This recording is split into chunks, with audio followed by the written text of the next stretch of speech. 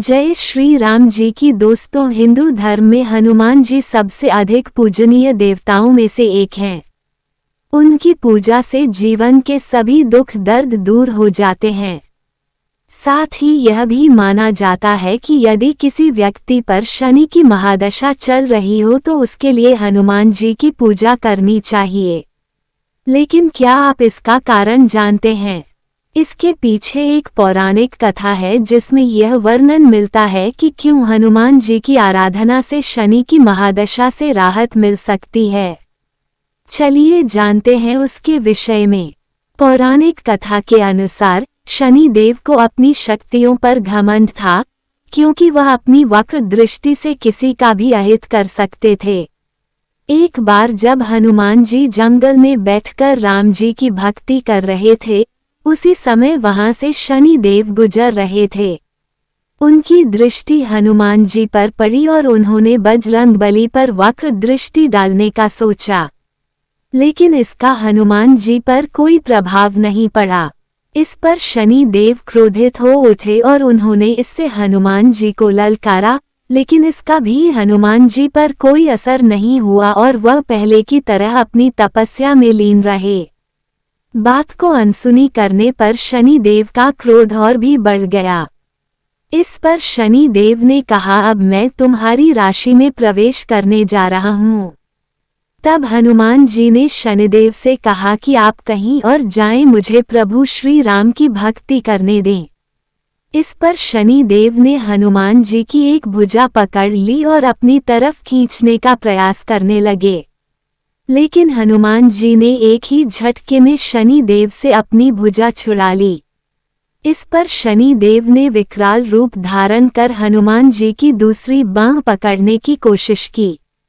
हनुमान जी, जो अब तक शांत थे, उन्हें क्रोध आ गया और उन्होंने शनि देव को अपनी पूंछ में लपेट लिया।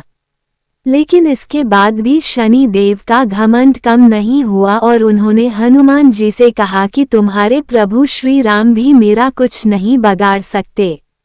अपने आराध्य देव के बारे में ऐसी बात सुनने के बाद हनुमान जी का क्रोध और भी प्रबल हो गया। अब उन्होंने अपनी पूंछ में लिपटे शनि देव को इधर उधर पटकना शुरू किया, जिससे शनि देव बुरी तरह घायल हो गए। जब शनि देव को यह एहसास हुआ कि यह कोई साधारण वानर नहीं है, तो उन्होंने सभी देवताओं से मदद की गुहार लगाई, लेकिन कोई भी उनका सहायता करने में असमर्थ था। तब शनि देव को अपनी गलती का एहसास हुआ और उन्होंने हनुमान जी से क्षमा याचना की और कहा कि मैं आपकी छाया से भी दूर रहूंगा। तब हनुमान जी ने शनि देव से यह वचन मांगा कि आप मेरे भक्तों को भी कभी परेशान नहीं करेंगे। तभी से यह माना जाता है कि बजरंगबली की भक्ति करने वाले साधकों को शनि दोष के प्रभावों में कई हद तक राहत मिलती है। इसी तरह कुछ और भी पौराणिक कथाएं प्रचलित है जिसकी भी जानकारी आपको होनी चाहिए। एक बार महावीर हनुमान श्री राम के किसी कार्य में व्यस्त थे। उस जगह से शनिदेव जी गुजर रहे थे। रास्ते में उन्हें हनुमान जी दिखाई पड़े। अपने स्वभाव की वजह से शनिदेव जी को शरारत सूझी और वे उस राम कार्य में विघ्न डालने हनुमान जी के पास पहुंच गए। हनुमान जी ने शनि देव को चेतावनी दी और उन्हें ऐसा करने से रोका, पर शनिदेव नहीं माने। हनुमान जी ने तब शनिदेव जी को अपनी पूंछ से जकड़ लिया और फिर से राम कार्य करने लगे।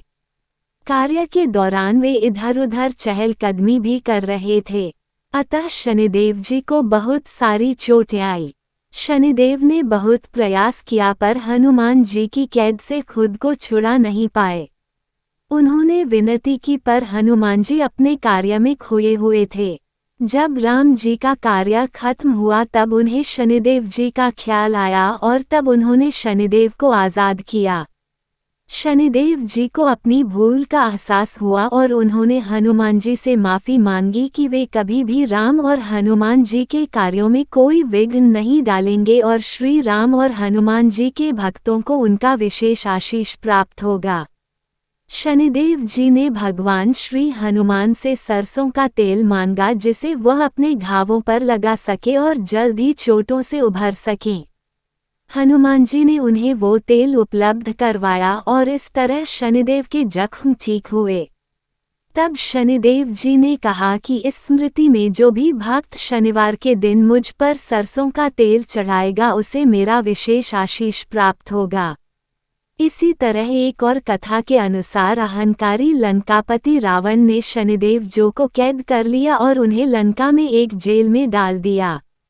जब तक हनुमान जी लंका नहीं पहुँचे तब तक शनिदेव उसी जेल में कैद रहे। जब हनुमान सीता मैया की खोज में लंका में आए तब मां जानकी को खोजते खोजते उन्हें भगवान शनिदेव जेल में कैद मिले। हनुमान जी ने तब शनि भगवान को आज़ाद करवाया। आज़ादी के बाद उन्होंने हनुमान जी को धन्यवाद दिया और उनके भक्तों पर विशेष कृपा बनाए रखने का वचन दिया। इसलिए जब शनि का ढाया 7.5 शनि की महादशा कुंडली में हो तो हनुमान जी की पूजा अर्चना करने से इनका प्रभाव कम हो जाता है।